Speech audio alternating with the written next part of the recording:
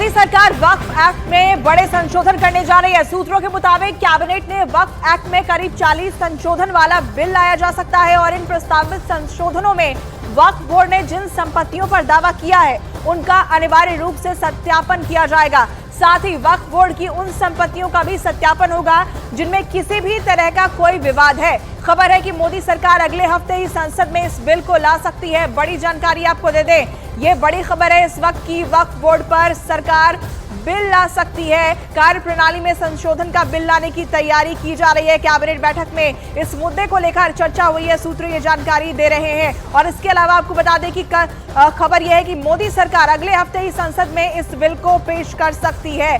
Cabinet ने वक्फ act में करीब 40 संशोधन किए हैं और ये बिल पेश किया जा सकता है। इन प्रस्तावित संशोधनों में वक्फ बोर्ड ने जिन संपत्तियों पर दावा किया है उनका अनिवार्य रूप से सत्यापन किया जाएगा। साथ ही वक्फ बोर्ड की उन संपत्तियों का भी सत्यापन होगा जिनमें किसी भी तरह का कोई विवाद है। जानकारी ये भी है कि मोदी सरकार अगले हफ्ते ही संसद में इस बिल को पेश कर सकती है।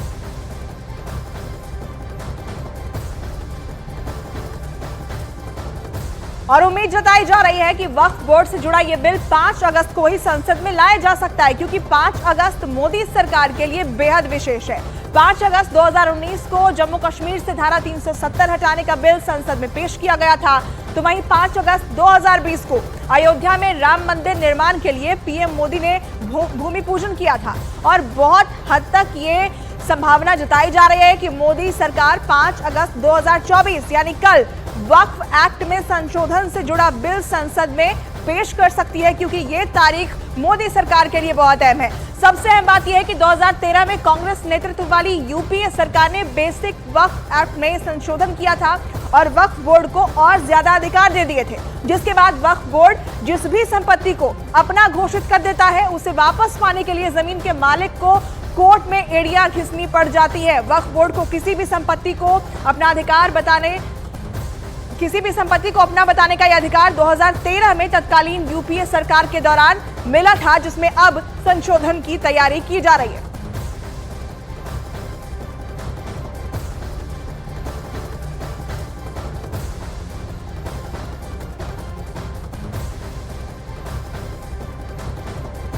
अब हम आपको इस बोर्ड की संपत्तियों से जुड़ी वो जानकारी देते हैं जिसे जानकर आप हैरान रह जाएंगे। देश भर में 32 राज्य ऐसे हैं जहां वक्फ बोर्ड के पास संपत्तियां हैं। इनमें आपको बता दें कि गुजरात वक्फ बोर्ड के पास 11,200 से ज्यादा संपत्तियां मौजूद हैं। इसके अलावा हरियाणा की बात करें तो हरियाणा वक्फ बोर्ड के पास 12,642 संपत्तियां हैं। हिमाचल वक्फ बोर्ड के पास 1,287, तो वहीं जम्मू कश्मीर वक्फ बोर्ड के पास 19,291 संपत्तियां मौजूद हैं। कुछ ऐसे ही आंकड़े जो है वो कर्नाटक, केरल, मध्य प्रदेश, महाराष्ट्र और ओडिशा में भी मिलते हैं। वहां पर भी वक्फ बोर्ड के पास कई संपत्तियां दर्ज हैं और सबसे ज्यादा संपत्तियों की बात करें तो यूपी का नंबर पहला है। वहां शिया और सुन्नी दोनों अलग अलग वक्फ बोर्ड हैं और सुन्नी वक्फ बोर्ड के पास 1,24,700 से ज्यादा संपत्तियां हैं, तो शिया वक्फ बोर्ड के पास 3,000 से ज्यादा संपत्तियां दर्ज हैं।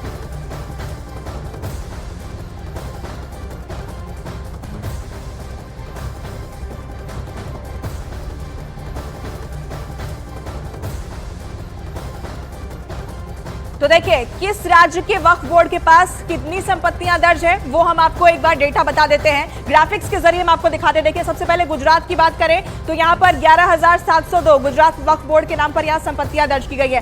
हरियाणा वक्फ बोर्ड के पास 12,642 ये आंकड़ा है और हिमाचल वक्फ बोर्ड की बात करें तो 1,287 और इसके साथ ही जम्मू कश्मीर वक्फ बोर्ड की अगर हम बात करें तो 19,291 संपत्तियां दर्ज हैं। कर्नाटक वक्फ बोर्ड में 33,147 और इसके साथ ही और भी जानकारी केरल से जुड़ी हुई 11,480 यहां संपत्तियां दर्ज की गई है। मध्य प्रदेश वक्फ बोर्ड के पास 15,002 संपत्तियां दर्ज है। महाराष्ट्र वक्फ बोर्ड के पास 11,492 संपत्तियां दर्ज है और महाराष्ट्र वक्फ बोर्ड के पास ये आंकड़ा हम आपको दिखा रहे हैं अलग अलग राज्यों के वक्फ बोर्ड के पास कितनी संपत्तियां दर्ज की गई है। तो देखिए आंकड़े ये बताते हैं कि वक्फ बोर्ड के पास देश भर में लाखों रुपए की संपत्तियां हैं। एक रिपोर्ट के मुताबिक सरकार वक्फ बोर्ड की संपत्तियों का सत्यापन करवा सकती है।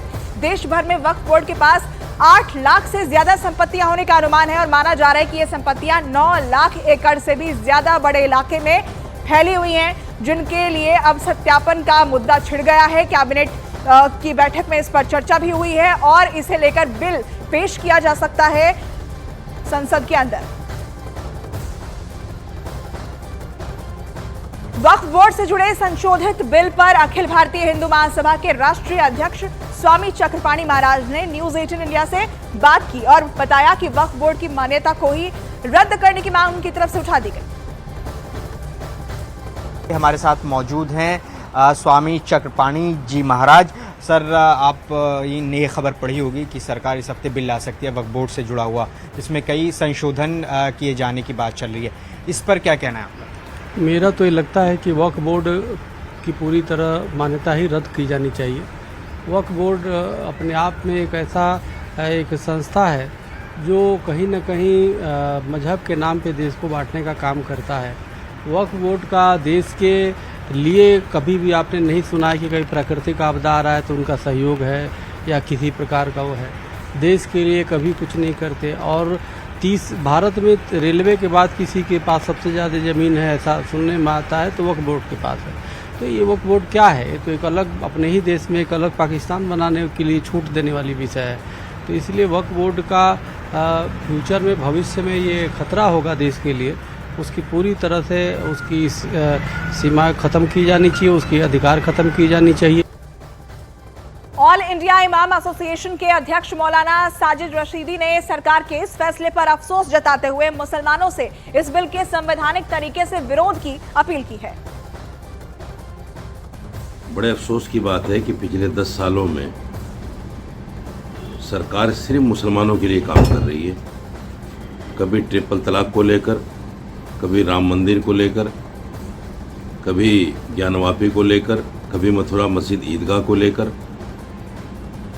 कभी दिल्ली वक्फ बोर्ड को लेकर या वक्फ बोर्ड में संशोधन को लेकर। ये तमाम चीज़ें जो है मुसलमान के लिए हैं। अफसोस ये है कि पिछले 10 सालों में इस सरकार ने उन हिंदुओं के लिए जिन्होंने भर भर के इसको वोट दिया है कोई बिल ये लेकर नहीं आए।